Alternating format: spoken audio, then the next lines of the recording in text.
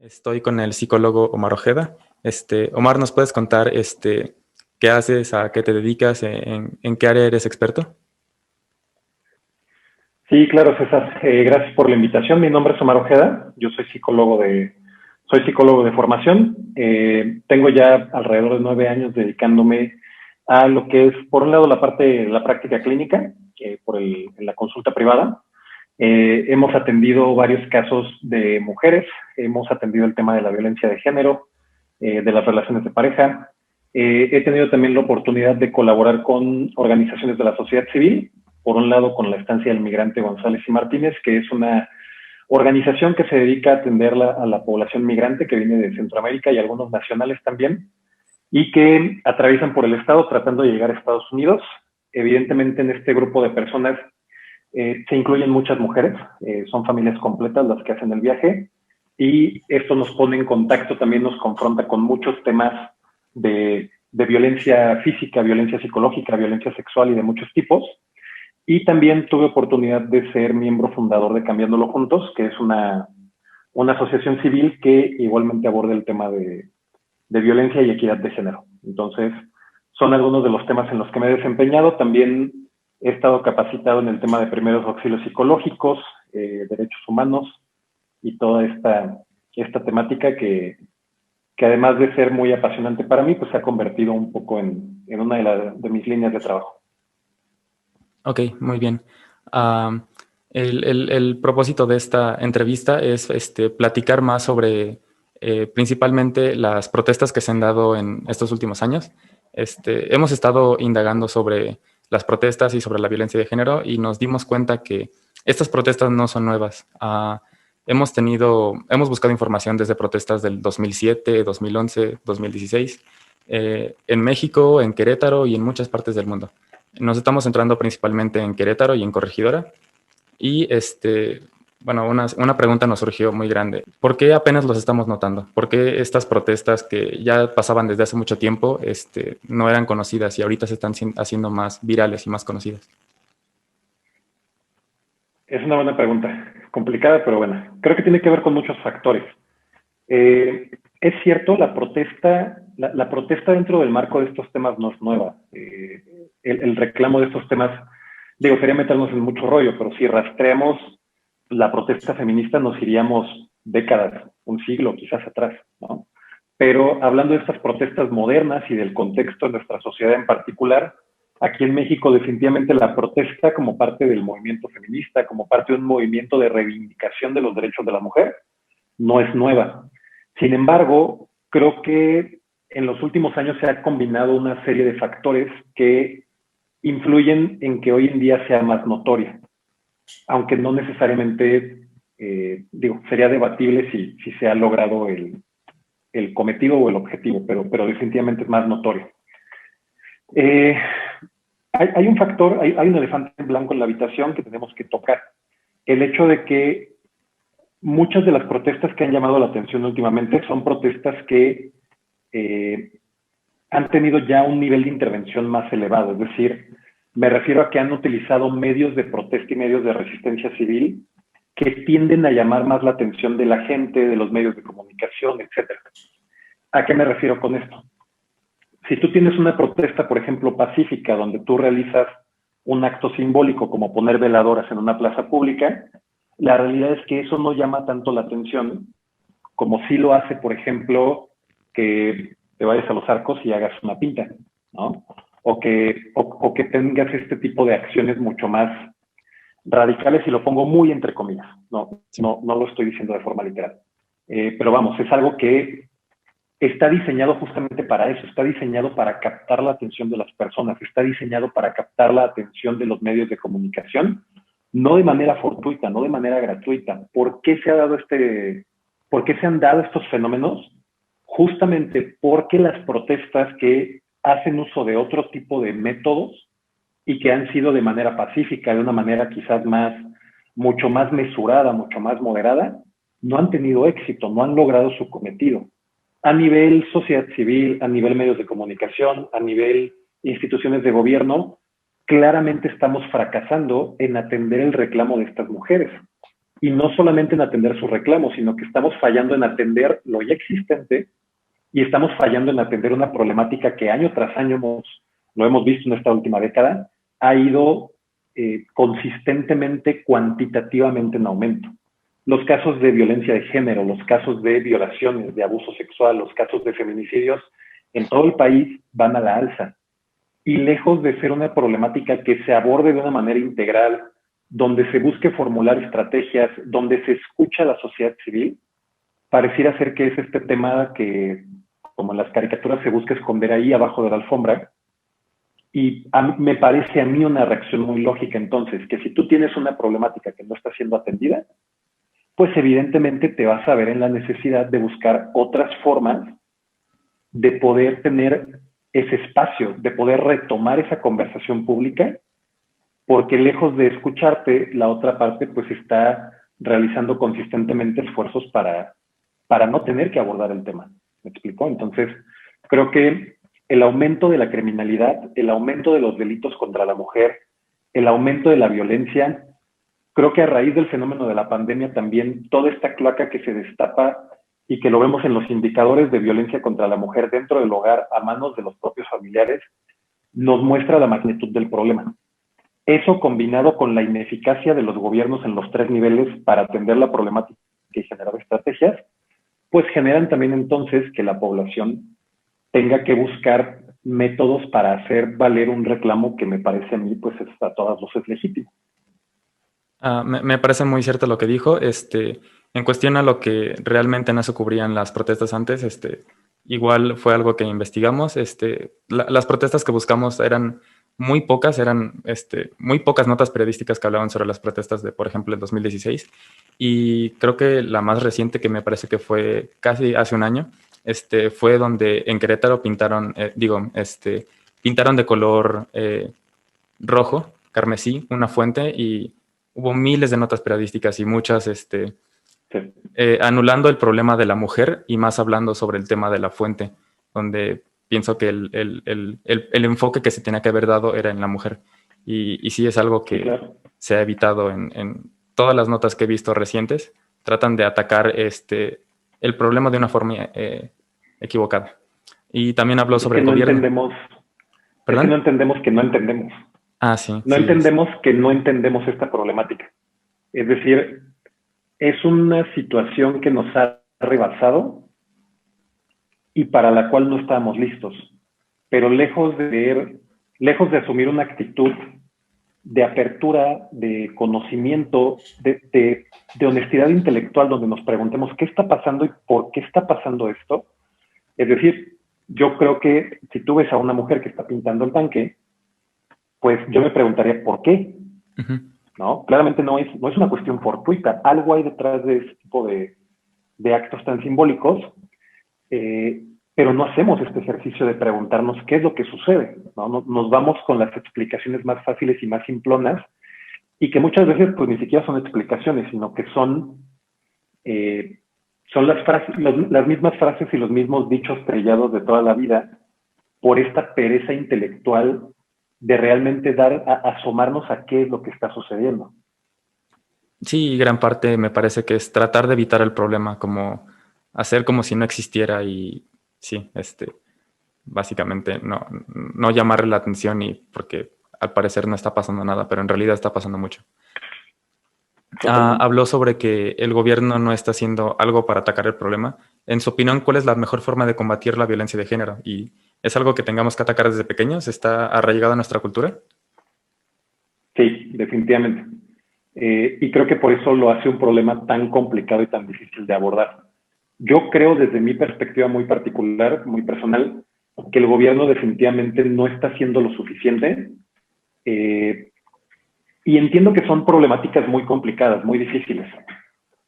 No hay una panacea, no hay una estrategia ideal para abordar cualquier tipo de caso, cualquier tipo de situación. No hay una fórmula mágica en donde te puedan decir, ¿sabes qué? Si tú haces esto, vas a eliminar el problema.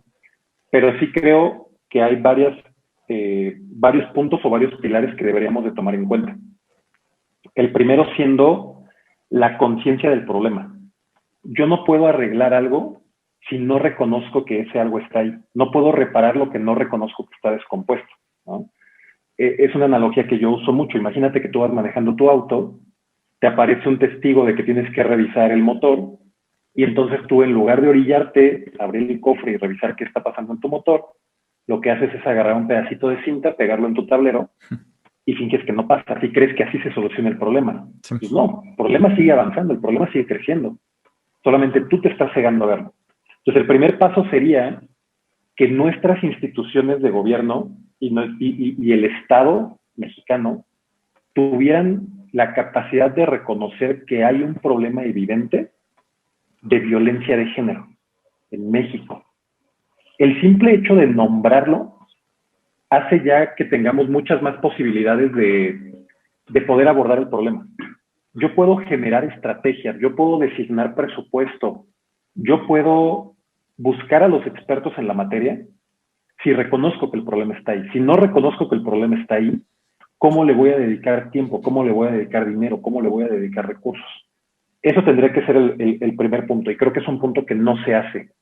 Hoy en día, en los niveles municipales, estatales, federales, cuando se acercan fechas como el lunes, como el Día Internacional de la Mujer, Sí. pues por supuesto que todo el mundo se sube a estas temáticas, movidos justamente por la relevancia mediática que han tenido en los últimos años las protestas. Pero cuando lo vemos en la práctica, nos damos cuenta que en realidad no hay un reconocimiento del problema y no hay una intención o una motivación real de querer hacer algo. Entonces yo partiría por ese punto que me parece fundamental. Sí creo también que es un problema social que está muy arraigado en nuestra cultura. Creo que el tema del machismo en México es uno de los temas y de las deudas más urgentes que tenemos como sociedad. Hasta el día de hoy seguimos siendo un país que en donde en muchos casos recibimos una educación profundamente machista, en donde en muchos casos se siguen reforzando estas ideologías y estos estereotipos, en donde no reconocemos y somos nosotros mismos quienes creamos y fomentamos esta perspectiva en nuestros propios hijos. Al final del día, esta problemática no surge de un día a otro y viene desde el hogar, viene desde casa. Entonces, si nosotros, no es solamente una cuestión gubernamental, si nosotros como sociedad no somos capaces también de cuestionar estas ideas tan arraigadas y de buscar cambiar un modelo educativo, buscar nuevos métodos de crianza, cuestionar, por ejemplo, nosotros los hombres, los modelos de masculinidades que tenemos, si no nos involucramos mucho más en el plano político también para exigir la intervención de los diferentes niveles de gobierno en la creación de estrategias que genuinamente protejan a la mujer de la violencia y que reivindiquen sus derechos. Si no reconocemos que hay un problema y si no dedicamos tiempo, recursos humanos, materiales, económicos a estos temas, pues nos va a salir muy caro. Nos va a salir muy caro el no haber hecho caso a esto. Entonces sí creo que tiene que ver con un reconocimiento del problema, con un cambio cultural muy fuerte que tiene que haber en nuestra sociedad, con un replanteamiento de un modelo educativo y con una mayor concientización de la sociedad y a la vez también un mucho mayor involucramiento político y social de nosotros como ciudadanos en estas temáticas y un trabajo muy profundo de sensibilización, pues para de entrada reconocer qué es lo que estamos haciendo mal, ¿no? En qué estamos fallando y sobre qué es lo que hay que trabajar. Sí. Como usted dijo, México es un país machista. Sí tiene que ver desde la crianza y sí lo hemos investigado y de hecho hay muchas frases que, por ejemplo, hemos escuchado al menos una vez de que los niños no usan rosa o que los hombres tienen que pagar la cuenta o que los niños no lloran.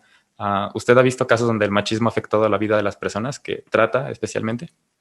¿Y cuáles han Sí, sido? claro. Sí. Sí, claro. Creo que todos hemos tenido contacto con este tipo de clichés de la cultura machista y patriarcal, ¿no? Desde asumir que algo como los colores tiene género, o este tipo de de normas o de costumbres en nuestra forma de socializarnos con otras personas, pero, y qué bueno que tocas este tema, porque sí me interesaría particularmente hacer una observación en este punto. Desde mi disciplina, desde mi área profesional, que es la salud mental, Sí. desde luego que esta cultura y desde luego que estas manifestaciones tienen consecuencias. Y usualmente cuando decimos esto pensamos que la víctima de una cultura y de una sociedad machista es siempre la mujer. La mujer, por ejemplo, que ya fue acosada, que ya fue abusada, que ya fue violada, la mujer que sufre violencia por parte de su pareja, la mujer que no puede disfrutar de las mismas oportunidades laborales o que no tiene unas condiciones equitativas en su centro de trabajo, etcétera. Pero creo que hay un punto, hablando de salud mental, que muy pocas veces tocamos, y es el punto de que el machismo también afecta a los hombres. Yo, particularmente, personalmente, he notado cada vez más cómo a nivel de salud mental los hombres estamos pagando costos muy altos por tratar de sostener este sistema. Me sorprende, por ejemplo, la cantidad o la proporción en la cual se dan, por ejemplo, casos que tienen que ver con abuso de sustancias o adicciones, la proporción en la que se dan los suicidios, la forma en que morimos. Hay estudios, por ejemplo, muy curiosos que nos hablan de cómo mueren las mujeres y cómo mueren los hombres. La cultura machista fomenta mucho un aspecto que llamamos la cultura o la personalidad de riesgo, ¿no? El hombre, se supone que el hombre es más hombre mientras más insensibilidad al riesgo muestra. Entonces, por ejemplo, el hombre que maneja muy rápido, ¿no? El hombre que se arriesga a realizar un reto, el hombre que hace lo que los demás no harían. Es el hombre que aumenta su reputación social, es el hombre que aumenta su virilidad de alguna manera. ¿Y a qué nos lleva esto? A que los hombres cada vez, insisto, muertes en accidentes de tránsito relacionadas con alcohol, niveles alarmantes de adicciones y de abuso de sustancias, niveles increíbles de suicidio, depresiones cada vez mayores, problemas de ansiedad cada vez mayores. Y cuando revisamos las estadísticas acerca de cómo mueren los mexicanos, nos damos cuenta, por ejemplo, que los hombres en México mueren en primer lugar por enfermedades cardiovasculares. ¿Qué es eso? Infartos. O sea, nos pasamos la vida, nos matamos en vida básicamente trabajando para cumplir con este rol del hombre proveedor, para morirte a los 60 años de un infarto. Morimos también, por ejemplo, de suicidios, ¿no? ¿Por qué? Porque en la cultura machista, todo lo que va asociado a la feminidad es malo, sí. Es lo débil, es lo indeseable. Y eso incluye la cuestión emocional, los autocuidados, la salud mental. Es parte de lo femenino y lo femenino es parte de lo indeseable. Entonces, tengo una población que está repleta de problemas de salud mental, pero que no están dispuestos a atenderse con un especialista porque sería un signo de debilidad, porque sería mostrarse débil ante el otro. Entonces, sí creo que tenemos también que reflexionar de qué manera esto nos impacta a los hombres. Y creo que si nosotros hombres logramos darnos cuenta de este tipo de cosas, es también un paso hacia sensibilizarnos en cuanto a todas las problemáticas que esta cultura implica para las personas. Y para lograr un poquito reconocernos a nosotros mismos en el otro. Es decir, poder empatizar con las mujeres y con toda esta carga, con toda esta deuda histórica y con toda la afectación que han tenido a lo largo de décadas o de siglos de este sistema. Sí, yo también he escuchado las frases de que los hombres no lloran o no deberían demostrar sentimientos y igual me parece muy mal. Y creo que tiene que ver con esto de los suicidios que tristemente los hombres no pueden, bueno, se les ha enseñado de que no deben demostrar sus sentimientos porque los hace verse femeninos o los hace verse mal, aunque realmente no debería de ser cierto. ¿Y cómo podemos evitar que este tipo de cosas pasen?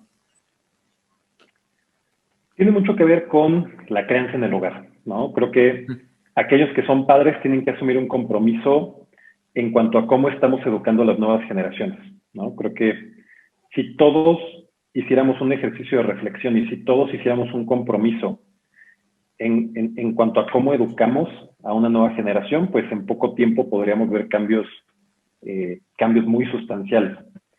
Creo también que tiene que ver, como te decía hace un rato, con una cuestión del sistema educativo, ¿no?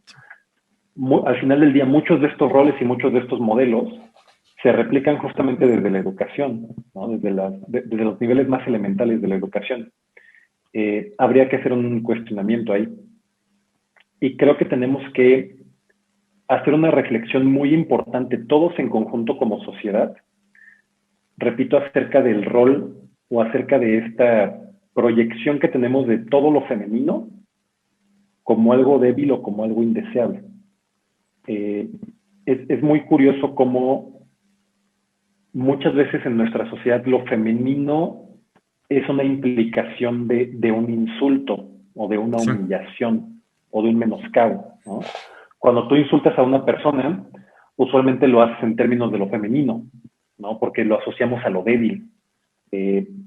Desde un pegas como niña hasta 1000 expresiones más, ¿no? O sea, tenemos ya muy inconscientemente, ya muy arraigadamente tenemos esta cuestión de femenino negativo. Entonces, creo que debe de venir una reflexión colectiva en torno a eso y hacer una reivindicación de un montón de cosas que tenemos atoradas ahí. Desde, por ejemplo, cómo las mujeres aportan en la cuestión productiva en México, ¿no? ¿Qué papel juegan las mujeres en la economía mexicana?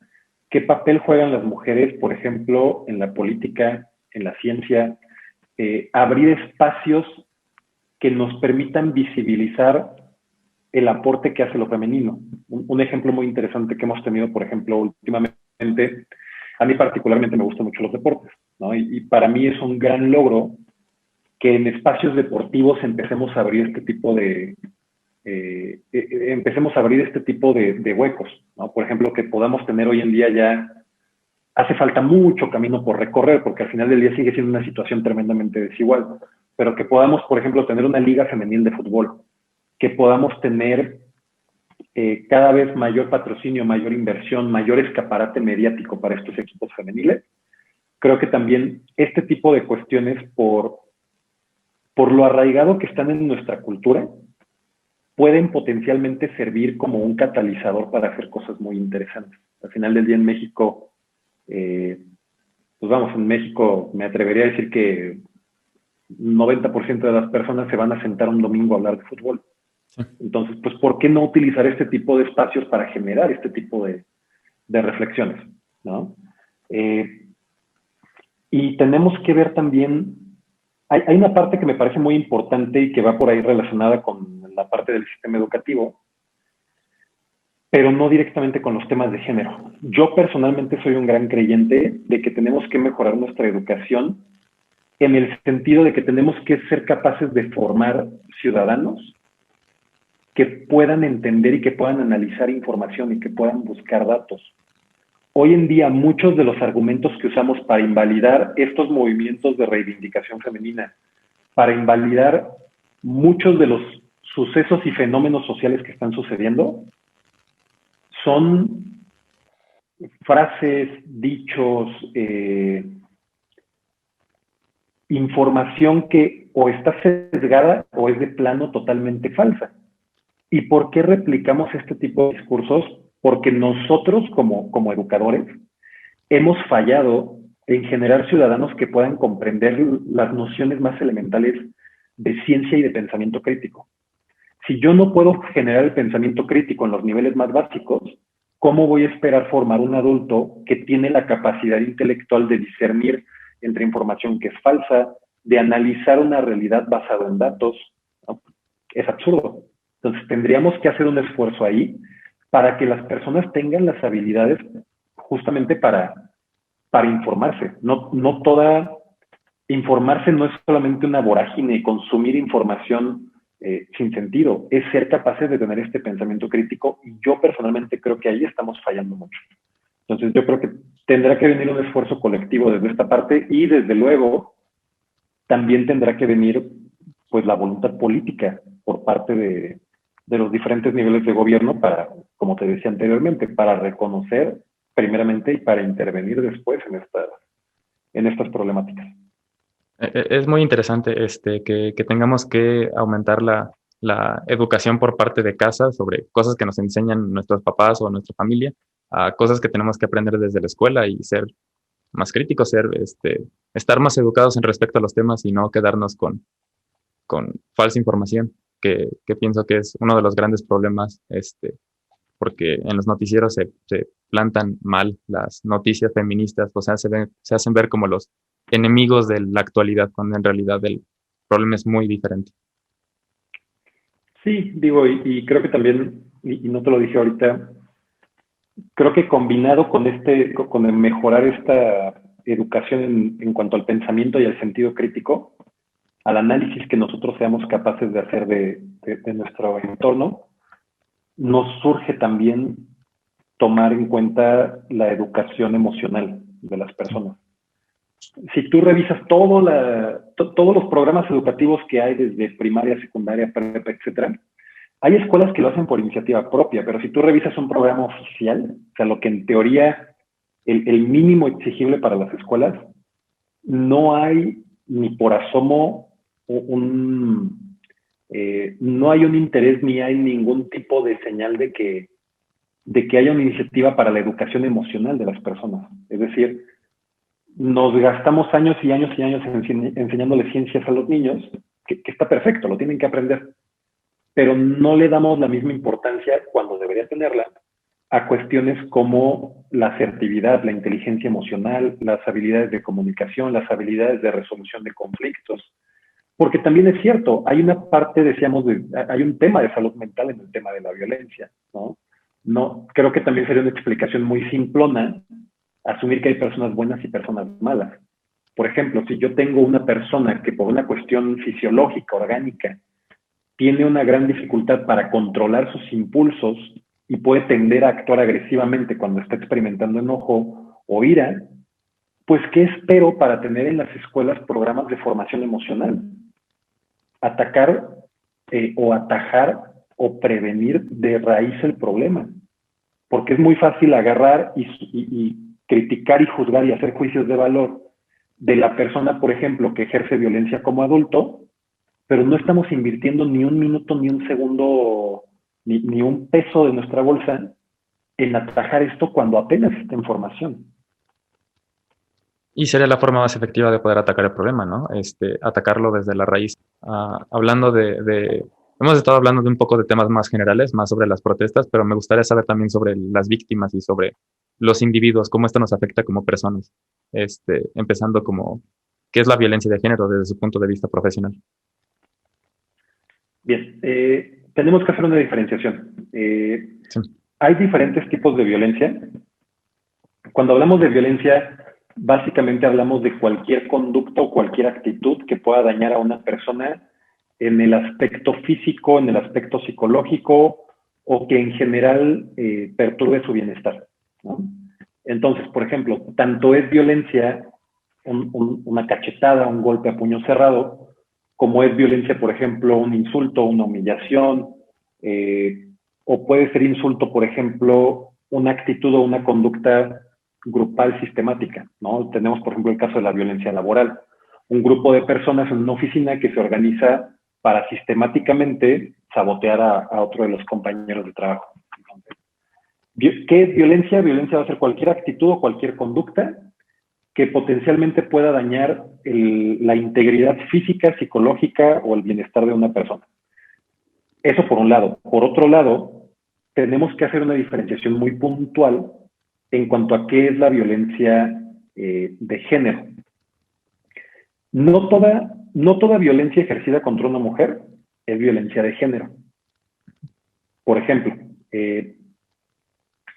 la violencia de género la vamos a conceptualizar o la vamos a categorizar como una violencia, cumple los mismos requisitos de la primera definición, sí, pero esa violencia, esas actitudes o esas conductas se dan particularmente hacia una mujer por su condición de mujer, por la condición de género. Es decir, no hay digamos que no hay una historia previa o no hay una cuestión no hay un rasgo o no hay un factor definitorio más que el hecho de la condición de género. Esta violencia usualmente puede ser practicada por cualquier persona, pero otro factor característico o distintivo es que usualmente está ejercida por personas que tienen un cierto nivel de relación con la víctima. Es decir, muy frecuentemente en la violencia de género encontramos, por ejemplo, que los perpetradores son familiares como los padres, hermanos, hijos, el cónyuge, la pareja. Puede ser también que se da en espacios de trabajo por el hecho de ser mujer, se da en espacios públicos y políticos por el hecho de ser mujer, ¿no? Por ejemplo, para hacer una diferenciación muy burda, pero para que sea entendible. Sí. Si yo, por ejemplo, no lo sé, asalto a una persona, asalté a una mujer, le robé el bolso. El asaltante no está robando el bolso por el hecho de que ella sea mujer, sino por el hecho probablemente pues, de que se presentó la oportunidad, había una ventana que observó ahí donde a lo mejor era una persona que iba caminando sola, una calle solitaria, vamos, había oportunidad de cometer el delito, ¿no? Pero lo mismo podría haber hecho, por ejemplo, si fuera un hombre el que fuera transitando por la calle y le robas el celular o la cartera, ¿no? Sí. No hay una condición definida de género. En cambio, por ejemplo, ¿qué pasa cuando yo estoy en una organización laboral y las mujeres ganan menos dinero haciendo el mismo trabajo que un hombre? Ahí ya hay una condición muy notoria de esta diferencia o este abuso que se está cometiendo es por la cuestión de género, ¿no? Entonces creo que vale la pena conceptualizar esa... ¿Qué papel juega la psicología ante estos actos de violencia? ¿O en la víctima o en el atacante? Sí, claro, y es importante tenerlo en claro porque volvemos al mismo punto de arranque. Es un problema de conceptualización. Si no somos capaces de conceptualizar el problema, no vamos a ser capaces de resolverlo, porque no lo estamos entendiendo. Entonces, por ejemplo, asumimos que la violencia, por ejemplo, que han vivido las mujeres en sus hogares a raíz de la cuarentena, se va a solucionar de la misma manera que la violencia que tienes, por ejemplo, como producto del crimen organizado. Es un sinsentido. Tienen características completamente diferentes y tienen causas completamente diferentes. La psique, por ejemplo, de la persona que se dedica al crimen organizado es radicalmente diferente de la psique de un esposo que abusa de su esposa o de la psique, por ejemplo, de un violador o de un acosador, ¿no? Son problemas, sí, tienen como un denominador que existe la violencia, que es una forma o que es un fenómeno en donde se da violencia, pero tienen orígenes y características diametralmente diferentes. Entonces, tenemos que conceptualizar adecuadamente el problema para después poder partir a intentar dar soluciones. ¿Qué tenemos que hacer o qué implicaciones tiene esto? Tenemos que darnos cuenta que quienes ejercen violencia en estos temas de género es un perfil muy particular y hay características muy particulares. Primero, tenemos que darnos cuenta dónde está el problema, ¿no? Tenemos que dejar de fingir que no es un problema, tenemos que dejar de fingir que no viene de fuera, o que viene de fuera más bien, perdón, y tenemos que aceptar como algún título de una película y que muchas veces pues estamos durmiendo con el enemigo, ¿no? Que desafortunadamente la gran mayoría de perpetradores están dentro de las familias o están dentro de un círculo cercano a la víctima. Tenemos que entender que ese tipo de situación se abordará de forma muy diferente que el problema, por ejemplo, del narcomenudeo o de los secuestros o de los asaltos en la vía pública, ¿no? Son fenómenos muy diferentes. Y muchas veces hay un problema acá bien importante, sobre todo del lado de las víctimas. En México no estamos capacitados justamente para conceptualizar este problema. Porque si tú vas, por ejemplo, si tú eres una mujer que ya de por sí está en una condición psicológica muy frágil después de haber sido golpeada, después de haber sido violada, después de haber sido abusada de cualquier forma, los órganos impartidores de justicia en México no están capacitados para atender este tipo de fenómenos. Y caemos en algo bien grave que llamamos revictimización. Es decir, una persona es víctima de un delito o víctima de una expresión de violencia, y entonces cuando entra al sistema, cuando trata de hacer la denuncia y de dar el seguimiento por los medios legales a este tipo de cuestiones, se le revictimiza. Es decir, en lugar de darle el apoyo pertinente, se le vuelve a poner en una situación donde experimenta nuevamente un abuso y todas las cuestiones negativas que implica esto, ¿no?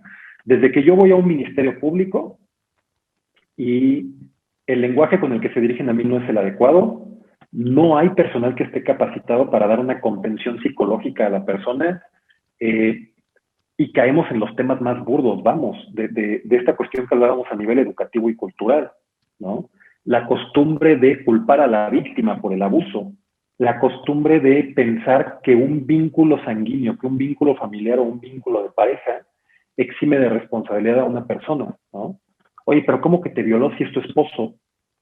Pues es tu esposo, ¿no? Pues tiene derecho a estar contigo. ¿Qué hacías a esas horas de la noche en la calle? ¿Por qué ibas vestida así? ¿Con quién ibas? ¿Por qué bebiste? Y mil estigmas sociales y miles de prejuicios más, que tú imagínate una persona de por sí ya devastada, entra al sistema judicial, lo recibes, en la primerita instancia lo recibes con esto, pues es una cosa terrible. O sea, no podemos extrañarnos de que no haya cultura de la denuncia en México. ¿Cuántas veces son las mismas autoridades las que se rehúsan a investigar este tipo de temas porque parten desde una idea sesgada y prejuiciosa? Y entonces, pues ya se denunció al Ministerio Público y entonces pues hay que arrestar al esposo, pero no, pues yo como policía no lo voy a hacer. O hasta platico con el marido, ¿no? Y hasta empatizo con el abusador. No, pues es que sí, ¿no? O sea, pues es que ya se lo buscan. Es que, pues ya ves cómo son las viejas. O sea, nos guste o no nos guste, por más difícil que sea reconocerlo, este pacto y esta cultura corre entre nosotros. Tiene siglos gestándose, no se va a arrancar de un día para otro.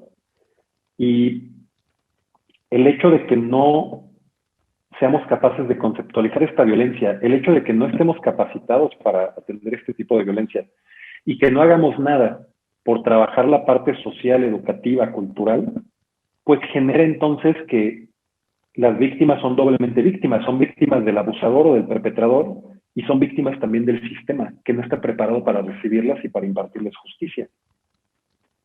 No, y esto también promueve a que las personas no hablen del tema, ¿verdad?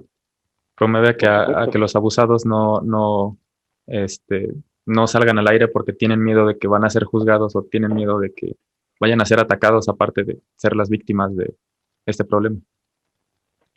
Sí, claro, y es otro problema bien grave, ¿no? Y lo hemos visto también con casos mediáticos en los últimos meses. Esta costumbre que tenemos de juzgar los tiempos en que las víctimas denuncian el abuso, porque asumimos que las víctimas deberían de denunciar cuando yo creo que es adecuado que denuncien, sin tomar en cuenta que este tipo de violencia, sin importar si es una violencia física, psicológica, sexual, etcétera, pues no tomamos en cuenta que tiene repercusiones psicológicas muy fuertes para la persona. El nivel de shock y el nivel de la forma en que puede sacudirnos este tipo de fenómenos puede hacer que tengamos miedo de hablar durante días, semanas, meses, años, o que quizás nunca logremos realmente romper ese silencio, ¿no?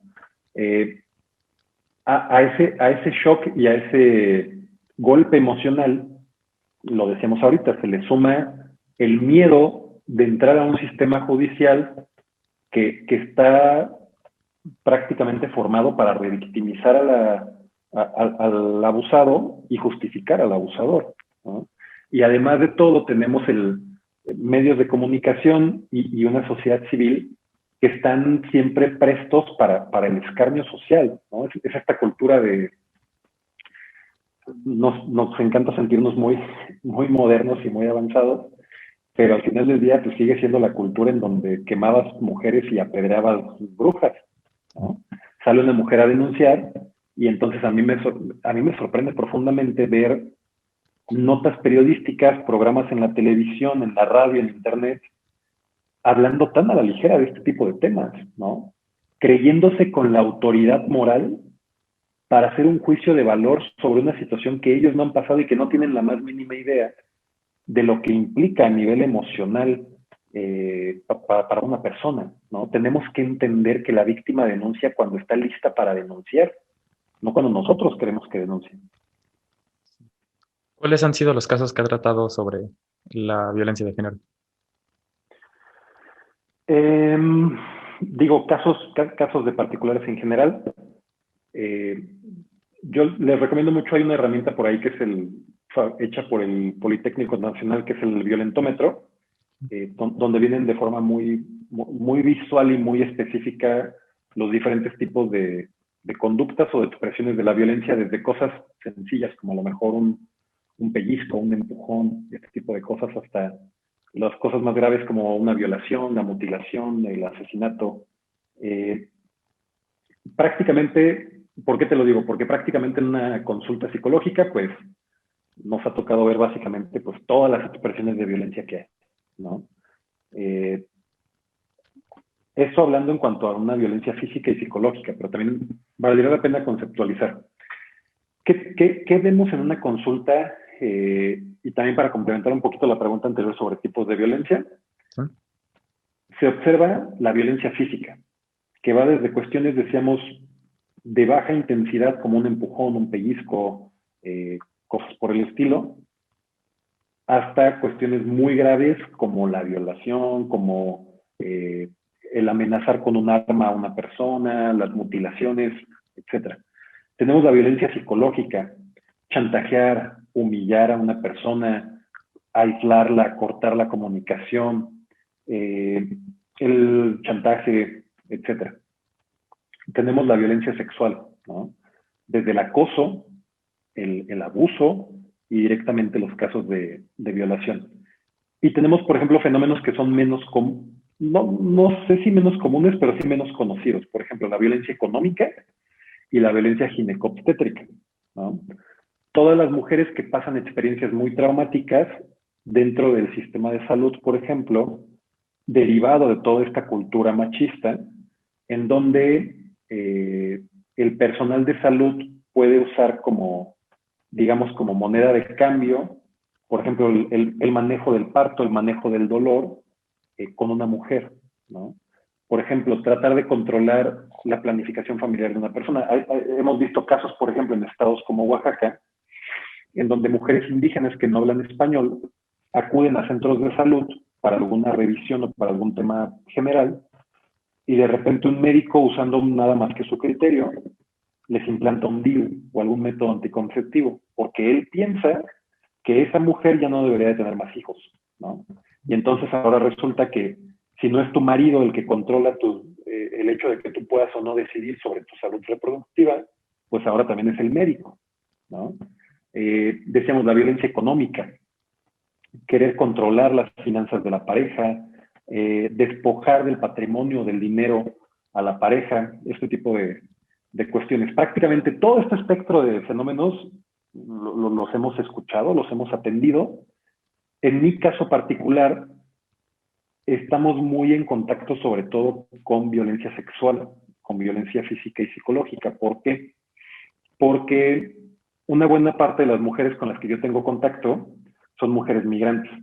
Desgraciadamente, las mujeres migrantes sufren toda una serie de abusos, un camino que de por sí ya es duro y es difícil. Cuando se es mujer, pues es el doble, ¿no? Porque pasa lo que pasan prácticamente todos los migrantes: los golpes, el miedo, las extorsiones, los asaltos, los secuestros, el temor de ser capturado por el crimen organizado, pero en tu condición de mujer, pues también te ves sometido, por ejemplo, a violaciones por parte de las fuerzas de seguridad, violaciones y o abusos por parte del crimen organizado, por parte de los mismos ciudadanos mexicanos, los pobladores, los habitantes de a pie. Ya te robaron, ya te asaltaron, ya te quitaron el dinero y apenas vas en Chiapas o Oaxaca, y es impresionante la cantidad de mujeres que tienen que trabajar en un burdel para sacar unos pesos para poder seguir su camino. Y un camino que sería de semanas se vuelve un camino de meses o de años, ¿no? Eso asumiendo que no caigas en las redes de un grupo de trata de personas. Entonces, nosotros que somos un estado del Bajío, para el momento en que interceptamos a esta población, usualmente ya hay muchas historias ahí detrás. Muchas historias, insisto, de violaciones, de abuso, de acoso, de tener que recurrir a, a su integridad y a comprometer su dignidad para poder avanzar en el camino. Entonces, es muy complicado. Usualmente son historias muy complicadas, son personas que llegan en un estado mental también muy complicado muchas veces, y que en muchas ocasiones ya han pasado por historias pues sumamente traumatizantes, ¿no? La chavita que ya fue violada, la madre que perdió a su hijo, la mujer que fue obligada a lo mejor a prostituirse o que tuvo que prostituirse como un método de supervivencia, la mujer asustada con miedo porque se defendió de su abusador y entonces lastimó a una persona, o quizás incluso pues tuvo que ponerse en una situación de vivir o morir con su abusador. Entonces, son casos muy duros. Y son casos que lamentablemente pues vemos con mucha frecuencia. Para este tipo de casos de abuso, ¿existe algún tipo de atención psicológica, algún programa que exista para ayudar a estas personas que han sufrido algún abuso? Sí, hay instancias gubernamentales específicamente para la atención a mujeres. Sin embargo, en nuestro caso, pues es un poquito diferente porque esta población es muy renuente de acudir a estas instancias por el hecho de su condición migratoria, ¿no? Siempre, independientemente de que se acabe materializando o no, pues siempre existe en ellos el temor de ser deportados. Entonces, imagínate, si de por sí es muy duro haber llegado a esta parte del país con todas estas historias y resistiendo todos estos abusos, pues lo que quieres es ya finalmente seguir avanzando y llegar a tu objetivo, ¿no? Llegar a tu destino. Entonces, porque si no, de alguna manera, todo lo que ya pasaste, pues ha sido en vano. Y probablemente lo vas a volver a pasar porque lo vas a volver a intentar. Entonces, ese es el gran reto que nosotros tenemos. Hay muchas formas y hay muchos casos de violencia, particularmente contra mujeres, pero es complicado trabajar este tipo de casos desde el oficialismo, por llamarlo de alguna manera, porque la población está muy temerosa de las posibles consecuencias que esto pueda tener para ellos en su estatus como ser deportados. Entonces, usualmente la atención, la poca o mucha atención que se les pueda brindar, vendrá más bien por parte de justamente de la sociedad civil organizada, en forma de particulares o en forma de organizaciones a lo largo del país que trabajen específicamente pues, el tema migratorio. Entonces, hay muchas personas en el sistema que están siendo dejadas atrás porque no cumplen con los requisitos que deberían de tener para poder exigir, bueno, no exigir, sino poder tener acceso a algún tipo de atención. Sí, desgraciadamente, la población con la que yo más tengo contacto, sí, es una población que está en las periferias del sistema, que están ahí en las sombras. Y también muchas veces quienes sí pudieran acceder más fácilmente a este tipo de apoyos, también muchas veces pues se nos olvida contemplar que están en una realidad donde no siempre son dueñas de sus decisiones, ¿no? A lo mejor pues tengo un caso aquí en Querétaro que sí podría acudir a una institución gubernamental o algún tipo de programa o de apoyo del sector público, pero no lo hace porque pues porque no tiene ese tipo el control de ese tipo de decisiones, ¿no? Porque pues el marido te tiene todo el día encerrado en la casa y imagínate en qué momento va a acceder a que tú vayas, por ejemplo, a una consulta psicológica o a un grupo de trabajo, a un taller o a una consulta médica para hablar de tu salud reproductiva o de tu planificación familiar. Entonces también tenemos que ser bien conscientes y esta es otra de las cosas que se juzgan mucho en estos temas. Y no nos paramos a pensar que muchas de estas mujeres, desgraciadamente, no están 100% facultadas o no tienen libertad completa de tomar sus decisiones. Muchas veces hay un factor que las está restringiendo ejercer esa libertad. No es que no quieran, es que no pueden. Sí, es, es demasiado triste investigar sobre este tipo de casos, estas cosas que han pasado desde hace mucho tiempo y parece que, me parece que la frase es, nos hacemos de la vista gorda. No, no podemos ni siquiera pensarlo, no podemos ni siquiera aceptar que está pasando y lo peor es que no podemos hacer nada al respecto porque mm, no podemos tenerlo claro. No nos centramos en resolver el problema. Sí, claro. Yo creo que sí podemos hacer algo. O sea, yo creo que sí, te decía en un principio, creo que sobre todo, por ejemplo, eh, en tiempos históricos como los que vivimos hoy en día, y fue el tema inicial de la plática, ¿no? Las protestas y cómo se han ido transformando estos movimientos. Y pues aprovechando un poquito como la cercanía que tenemos ahorita del 8 de marzo, sí creo que podemos hacer algo. No creo que ese algo sea, para nosotros hombres, no creo que sea acaparar el espacio público, la discusión pública, porque al final del día es un movimiento de reivindicación de los derechos de la mujer. Sí. Y son las mujeres quienes tienen que protagonizar esto. Pero sí creo que nosotros podemos pasar, la forma en que podemos ayudar o en que podemos convertirnos en aliados de alguna manera de estos movimientos, no es acaparando el foco, no es acaparando el espacio público, es aventándonos la chamba de cuestionar nuestros privilegios, de cuestionar la forma en que vivimos las masculinidades, de cuestionar las dinámicas que se dan en nuestros grupos sociales. Yo creo que, lo digo particularmente porque en este caso ambos somos hombres, creo que si nosotros nos aventamos esa chamba, creo que esa es la contribución más valiosa que podríamos hacer a estos temas. Y sí creo que algo muy interesante puede pasar si nos aventáramos esa chamba. O sea, yo sí creo que que tenemos posibilidades, quizás no de hacer un gran cambio estructural, pero sí creo que podemos iniciar pequeños cambios en nuestros grupos particulares. Sí, igual tenemos un rol muy importante en tratar de resolver este tema del machismo y eh, tratar de evitar el abuso y tratar de evitar la violencia de género. Sí, totalmente, ¿no? O sea, yo ni siquiera me iría todavía a la esfera de, digo, por supuesto que creo que deberemos de involucrarnos en la esfera pública y en lo político, pero pues un paso a la vez. O sea, creo que el simple hecho de que seamos capaces de empezar a cuestionar nuestras esferas más privadas, nuestras esferas más personales, ¿no?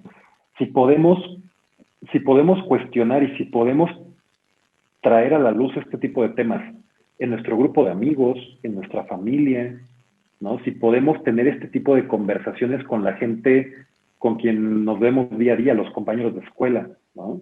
Mi equipo de trabajo, pues empezamos a generar esta conversación y empezamos potencialmente a generar espacios que puedan apoyar esta reivindicación de derechos y esta lucha por la equidad.